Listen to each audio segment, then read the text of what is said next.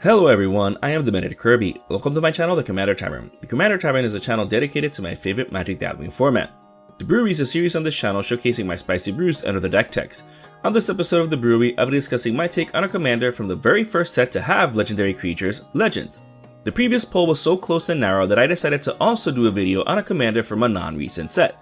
So what better commander than the iconic Dakkon Blackblade? If you like this deck or any of the cards I'll be mentioning throughout the video, please consider using my TCG Player affiliate link when purchasing those cards. You can find that link down in the description. It'll really help out the channel at no extra cost to you.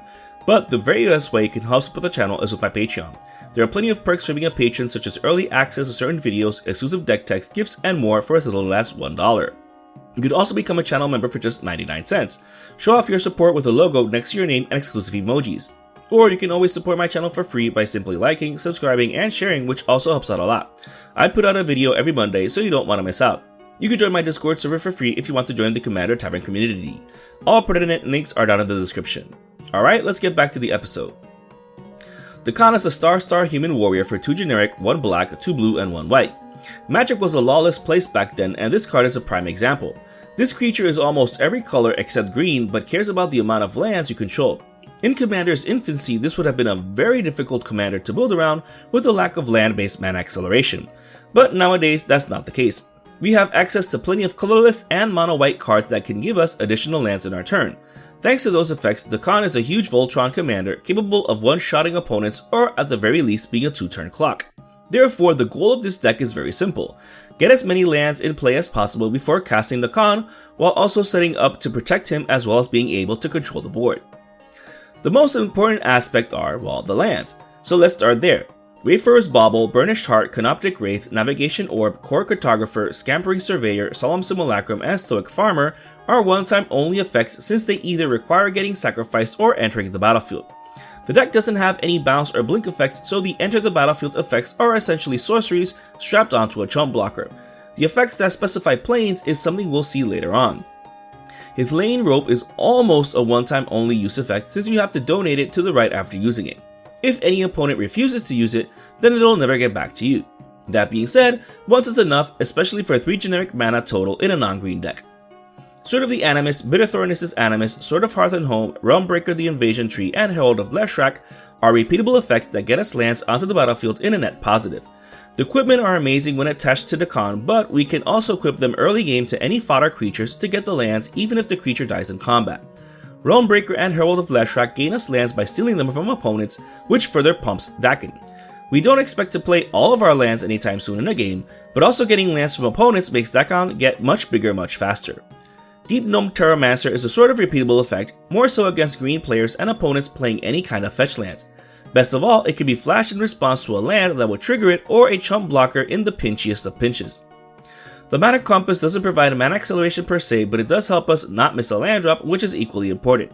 As a bonus, when it triggers, it transforms into Spires of Oraska, which is another land to pump Dakkon. This land is also incredibly useful at dealing with other Voltron commanders or any huge threat that come our way. As for protecting our Voltron commander, the deck is running Lightning Greaves, Swiftfoot Boots, Champion's Helm, and Whispersilk Cloak, which are pretty self-explanatory. But the cloak has the added bonus of making Dakkon unblockable as well, making him even more dangerous. Speaking of unblockable, Rogue's Passage is also included. It should be clear by now how terrifying and unblockable Dakkon is, so bask in your opponent's terror. Robe of Stars helps protect him from non-targeting effects since we can just phase him out in response. This equipment has saved Dakkon innumerably many times. The new Sword of Wealth and Power sort of gives hexproof since he gains protection from instants and sorceries. On top of that, he gets a +2/+2 boost.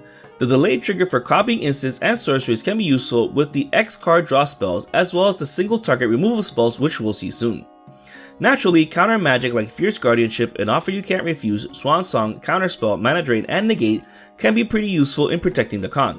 The first one's the best one since you don't have to keep mana open after casting him. Cavern of Souls is included to prevent opponents from outright countering Dakkon. He's 6 mana to cast the first time in a non-green deck, so that will be quite the bummer. While this land is more for typal decks, naming Warrior or Human protects casting Dakkon, which is equally important here. Homeward Path is another land that helps protect Dakkon. Last thing we need is a sneaky deck stealing our Voltron commander. This land that doesn't take up a slot in the deck is crucial in protecting against those strategies. If Dakkon is stolen from us, we're basically dead in the water. Alright, so now that Dakkon is big and protected, how do we win? Surely we're not the fastest deck at the table, and making him unblockable will only get you so far since you're swinging at one opponent at a time. Well, we can try and make him even bigger in a faster rate. Blackblade Reforged is a clear included in the deck, not only for flavor but function as well. This effectively makes him twice as big. Shadow Spear and Loxodon Warhammer both pump him as well as giving him trample and lifelink. Voltron decks tend to be weak against Horde decks, so gaining a ton of life helps buffer getting smacked around by the surviving opponents as we slowly but surely headhunt them. Brave the Sands and True Conviction further help in that aspect. Giving Dakkon Vigilance as well as being able to block an additional creature does so much work. This enchantment seems unassuming but does a lot of work here. True Conviction should be obvious with giving him both Double Strike and lifelink. Stonehewer Giant is included as a way to tutor for the best equipments for Dakkon given the situation. We can get any of the ones that give him trample or protect him. Definitely worth including, especially since it's a repeatable effect. Apart from giving Dakkon Vigilance and lifelink, we have to realistically expect trouble from Horde decks, Typal decks, etc. This is why all of the decks' interaction is one-sided in our favor. Divine Reckoning, Single Combat, Stick Together, Tragic Arrogance, and Covetous Elegy are straightforward one-sided board wipes that leave Dakkon unaffected, while Final Showdown pretty much requires all modes, Cyclonic Rift requires overloading, and Selfless Glyph Weaver, while being the face that is technically in the deck, since modal double-face cards are counted as their front side by default, it is actually only ever cast as Deadly Vanity, for yet another one-sided board wipe that leaves Dakkon unaffected. All of these board wipe while leaving Dakkon intact. Sure, it might still benefit opponents as they can keep their better creatures, but Dakkon will still be the biggest threat of all, so it'll once again be a matter of quality over quantity, since we want to deal with quantity. Anguish Unmaking, Generous Gift, Stroke of Midnight, Vindicate, and Other End can then thus deal with any stragglers. However, they're mostly included to deal with any kind of problematic permanent, especially lands like Maze of Ith and its ilk that can stop us from attacking before we're able to give Dakkon a Hexproof and or Shroud. Demolition Field is included solely for these lands, but you can also use it to deal with other problematic lands like Rogue's Passage, Keswick Wolfrun, Cabal Coffers, etc. Since we don't want to be down a land, this one is included because it also gets us a basic land for our troubles. Profane Procession is another single target effect card, but with dealing with problematic creatures. Best of all, after we've exiled enough creatures, it transforms into Tomb of the Duskgrows, another land that will pump Dakkon. This land not only taps for any color of mana, but we can also use it to steal any of those creatures exiled with it when it was an enchantment. This card is so good in this deck. Speaking of lands, Mystic Sanctuary is included to recover any of those one-sided board wipe spells, as well as the previously mentioned counter magic, or even the single target removal spells. This doesn't take up a slot in the deck and is fetchable with half of the fetch lands included here. The fetch lands do a ton of work since the deck can be thinned of lands while helping us pick our colors. As previously mentioned, the deck is running land-based ramp effects that specify planes, that's why all of the multi-type lands in the deck have planes as their subtype. Notice that all of these are plains and or island and swamp. There are no island swamps in the deck. The only island swamp is Rafine's Tower because it's also a plains. That's not an issue though, since Urborg Tomb of Yawgmoth helps turn all of our lands into sources of black mana. The deck is still running these basic lands in the following ratios to ensure we always get something from our land-based ramp effects or fetch lands. Speaking of making the most of fetch lands, Crucible of Worlds and Sun Titan are included to replay them from our graveyard. Replaying fetch lands will ensure we never miss a land drop, and attacking with Sun Titan means we get ahead in lands if we're not missing our land drop or already have Crucible of Worlds in play. That and the Titan is an amazing carrier for the previously shown land-based ramp equipment. Emeria Angel, Felidar Retreat, and Retreat to Emeria make further use of reusing fetch lands as well as the overall land-based ramp effects of the deck. As previously mentioned, Horde-type decks can be a problem against Voltron decks. Being able to quickly amass a large enough army of chump blockers is very useful, especially before casting Dakkon the first time. Even then, after he's in play, they're great to help hold the fort while we swing in with Dakkon. Golden Guardian can also somewhat help in that regard. On the surface, a 4/4 with Defender for 4 mana seems pretty weak in terms of chump blocking. However, if we have it fight with our commander, it returns transformed as Gold Forged Garrison, another land that pumps him. Not only that, but it can tap for double mana while also being a source of token generation. For 4 in tapping, we create a 4/4 which is significantly larger than the landfall tokens just shown. In order to not run out of steam, the deck obviously needs card advantage.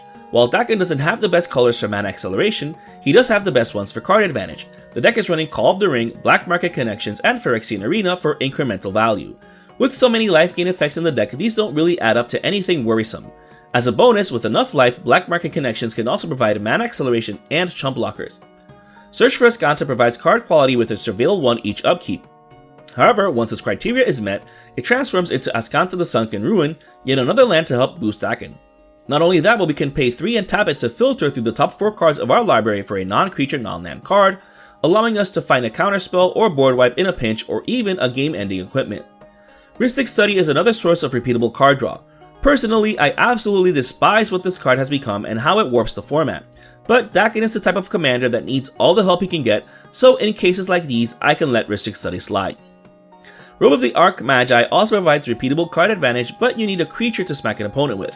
If only we had a creature that, at minimum, was as big as the number of lands we control.